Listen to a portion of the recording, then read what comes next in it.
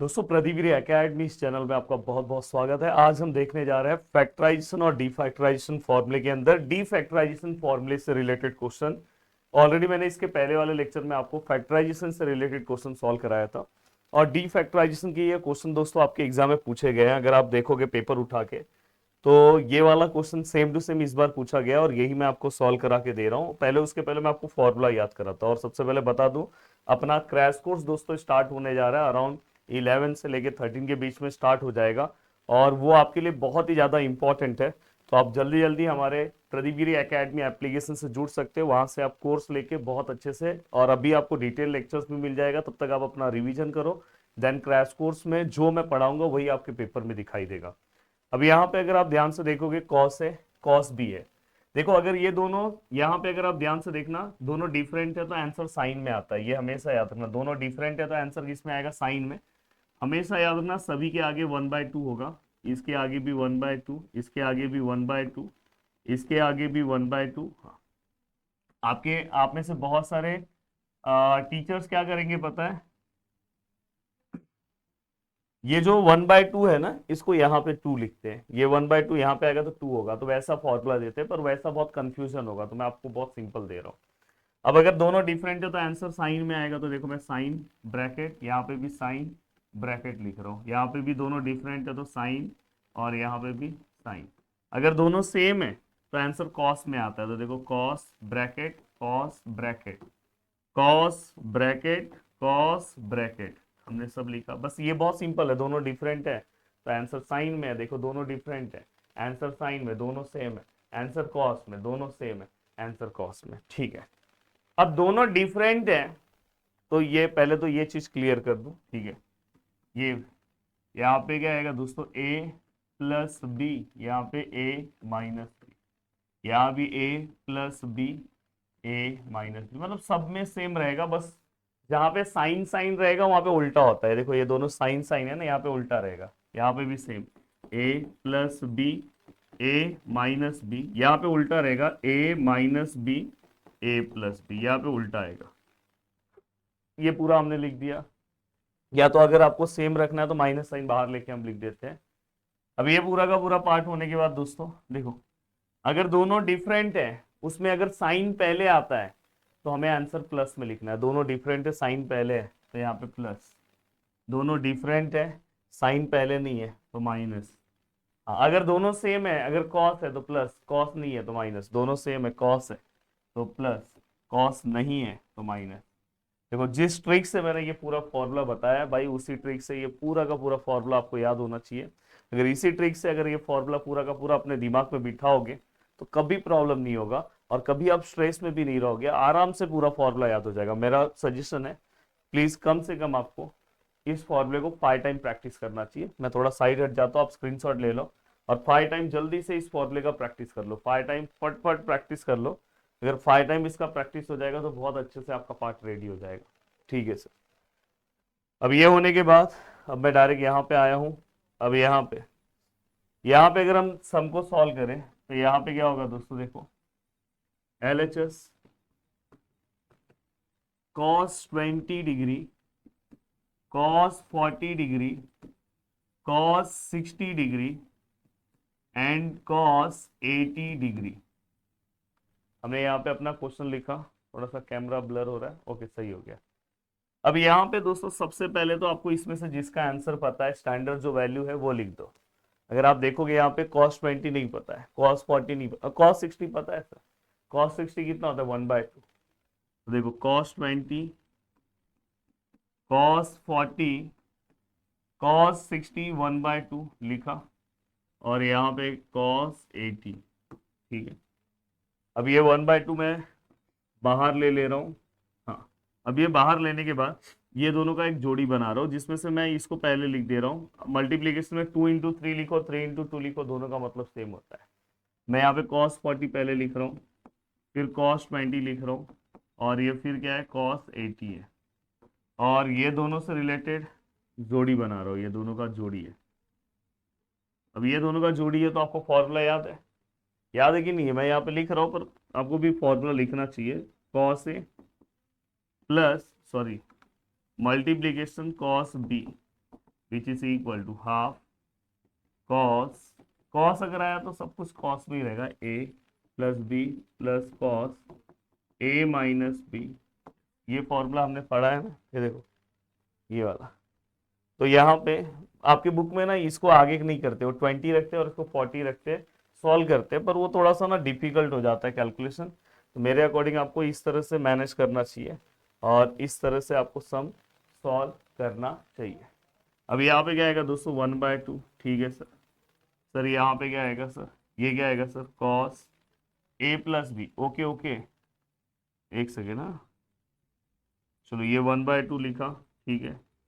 अब देखो ये वाले फॉर्मूले में पहले 1/2 आएगा, तो पहले 1/2 लिखो, फिर इसलिए यहाँ पे ना ऐसा वाला ब्रैकेट ले लेता हूँ। अब सही है, ये 1/2 दोस्तों ये वाला है, और ये दोनों फॉर्मूले का 1/2 ये है, कंफ्यूजन नहीं होना चाहिए। अब यहाँ पे अगर मैं लिखूँ तो हम किस तरह से लिख सकते हैं, कॉस, ठीक है, कॉस ए प्लस बी मतलब 40 प्लस 20 और cos A minus B 40 minus 20, 40 minus 20। आप डायरेक्ट माइनस करके भी लिख सकते हो, पर मैं हमेशा से सोचता हूँ कि आपका 100 आउट ऑफ 100 मार्क्स है, मतलब आपको पूरे मार्क्स इसके अंदर मिले। तो मैं इसलिए हमेशा चाहता हूँ कि पेपर में आउट ऑफ मार्क्स मिले, तो इसलिए आपको पूरा स्टेप वाइज जाना चाहिए। अब बोलोगे सर 100 मार्क्स का थोड़ी ना पेपर होता है, मैं आपका पूरा यूनिट टेस्ट का मार्क्स जोड़ के बोल रहा हूँ। अब यहाँ पे ये जो डिपार्टमेंट बचा हुआ उसको एज इट इज रखो, इसको कोई तंग करने की जरूरत नहीं है। अब अगर आप यहाँ पे ध्यान से देखोगे तो ये क्या आएगा, 1 1 सा 1, 2 2 सा 4, तो 1/4। अब यहाँ पे अब ये वाला ब्रैकेट, हाँ ये ब्रैकेट ले सकते हैं, ये कॉस, देखो ये 2 2 सा 4 यहाँ पे कर दिया कॉस 40 प्लस 20 60, 40 माइनस 20 यहाँ पे कितना आएगा दोस्तों 20, और यहाँ पे क्या है दोस्तों कॉस ऑफ 80। अब यहाँ तक का पार्ट होने के बाद बहुत सारे लोगों को ये नहीं समझ में आता, मैं इसको नेक्स्ट पेज पे ले रहा हूँ, इसका स्क्रीनशॉट लेना तो आप ले लो। अब मैं इसको नेक्स्ट पेज पे ले रहा हूँ, कॉपी किया, हाँ।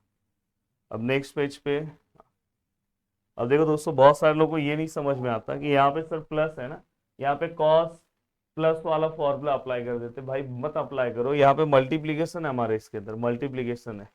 तो हम क्या करेंगे दोस्तों, हम ना ये वाला जो घर के बाहर है ना उसको घर के अंदर लेंगे। अब देखो ये 1/4 है, अब ये जब आप घर के अंदर लोगे cos 80, ये cos 80, हाँ इसको पहले लिखो, हाँ ये दोनों 60 और 80 में से बड़ा ये है तो 80 पहले लिखो, हाँ अगर ये छोटा वैल्यू होता तो पहले 60 लिखते फिर 80 लिखते, ये थोड़ा सा फॉर्मेट याद रखना, ये कोई कंपलसरी नहीं है, बट आपका स्टेप्स बचाएगा। अब यहाँ पे क्या आएगा दोस्तों cos 60, यहाँ पे देखो cos 80, और यहाँ पे क्या आएगा दोस्तों cos 20। अब यहाँ तक का पार्ट हो गया, ये क्या आया 1/4। अब अगर मैं आगे की ओर बढ़ूं तो देखो cos 80 तो एज इट इज रहेगा, cos 60 का हम वैल्यू पुटअप करेंगे दोस्तों, cos 60 का वैल्यू कितना आएगा, ब्लर हो रहा है, सही कर दूं भाई, ब्लर मत हो ना भाई, भाई भाई ब्लर मत हो ना भाई। अब यहाँ पे अगर आप ध्यान से देखोगे तो दोस्तों अपना क्रैश कोर्स स्टार्ट होने वाला है, जल्दी से प्रदीपगिरी एकेडमी एप्लीकेशन डाउनलोड कर लो, मैक्सिमम क्वेश्चन आपके पेपर में वहीं से दिखाई देंगे, नहीं तो बाद में पछतावा होगा। देखो ब्लर नहीं होने बोला हो फिर भी ब्लर होता है, मालूम नहीं कौन सा कैमरा फोकस इतना ज्यादा कर दे रहा है। अभी यहाँ पे cos 60 का वैल्यू फिर से अपने को पता है 1/2, ये cos 80 और ये cos 20 एज इट इज, इसमें कोई चेंजेस नहीं, ठीक है। अब अगर मैं यहाँ से अगर कुछ कॉमन लेता हूँ, अगर समझो मैं 1/2 कॉमन लूंगा तो भी नहीं चलेगा। अब मैं क्या कर सकता हूँ, ठीक है, ये 1/4 ऐसे ही रखता हूँ और या 1/2 कॉमन ले लेता हूँ, ठीक है। पर प्रॉब्लम ऐसा है कि 1/2 यहाँ है पर यहाँ नहीं है, तो यहाँ पे अपन ऊपर नीचे 2 ले सकते हैं। मैंने ऊपर भी 2 से बैलेंस किया, नीचे से भी, क्योंकि मुझे 1/2 ना बाहर ले लेना है, और क्योंकि मुझे फाइनली लास्ट में आंसर 1/16 लेकर आना है, तो जितना पॉसिबल हो चीज़ों को बाहर ले सकते हैं। अब यहाँ पे ऊपर नीचे 2 इसलिए लिया क्योंकि यहाँ पे 2 नहीं था, तो 1/2 जैसे ही यहाँ पे बाहर लिया तो ये क्या आएगा 1/2। तो यहाँ पे क्या आएगा, ये cos ऑफ 80 प्लस ये देखो ये 1/2, ये 1/2 नीचे का बाहर गया, यहाँ का 2 बचेगा, 2 है cos of 80 into cos of 20। ठीक है। अब देखो यहाँ पे तो अकेले में तो कोई फॉर्मूला आता नहीं है, बट ये दुकेले हैं तो यहाँ पे फॉर्मूला आएगा दोस्तों।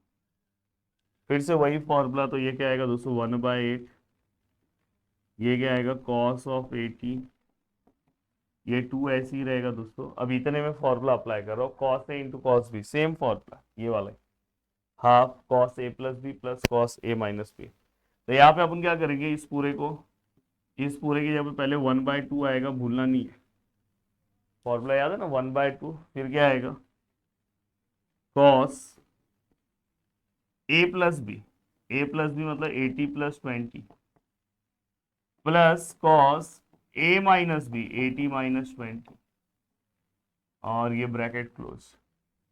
अब यहाँ पे अगर हम ध्यान से देखें तो ये 1/8, ठीक है सर समझ में आया, सर ये cos 80 सर समझ में आया, सर ये 2 कैंसल सर समझ में आया, सर यहाँ पे क्या आएगा cos 100 हो जाएगा और ये cos 60 हो जाएगा। अब देखो दोस्तों ये आपके लिए देखो यहाँ पे 80 माइनस अगर मैं 20 करूंगा तो 60 होगा। तो अब यहाँ पे अगर आप बेसिक कैलकुलेशन अगर ध्यान से अगर आप देखोगे तो ये प्लस था, इसलिए अंदर का कोई साइन चेंज नहीं हुआ।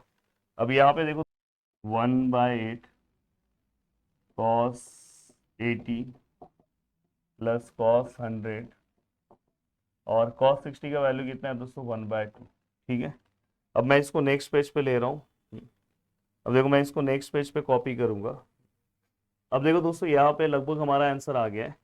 बस मुझे क्या करना पता है, अगर ये दोनों को मैं गायब कर दूं तो ये 2 इससे मल्टीप्लाई करके 16 आंसर हो जाएगा। अब सर ये गायब कैसे होगा, तो गायब करने के लिए ये वाला जो पार्ट है ना दोस्तों, इस पे अलाइड अप्लाई करूंगा। अलाइड, अब आपने अगर मेरा देखा होगा अलाइड एंगल कॉन्सेप्ट तो आपको पता होगा, अगर नहीं देखा होगा तो नहीं पता होगा दोस्तों। तो मुझे उम्मीद है कि आपने मेरा अलाइड देखा होगा, जो ट्रिगो का मैंने allied angle concept second lesson पढ़ाया था।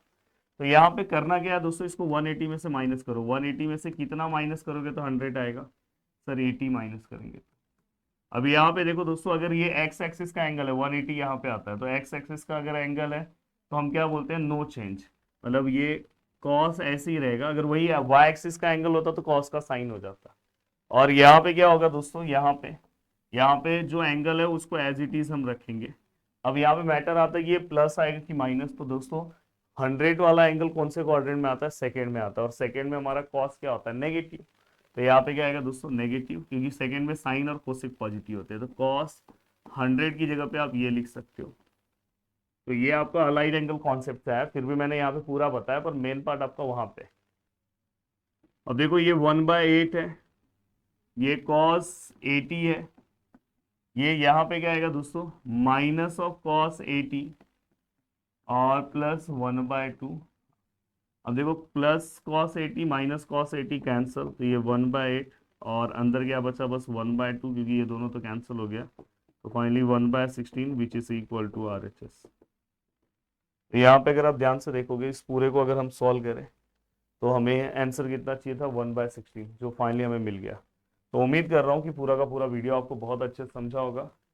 अगर आपको स्क्रीनशॉट लेना है तो आप फटफट ले लो भाई, वीडियो को लाइक कर दो।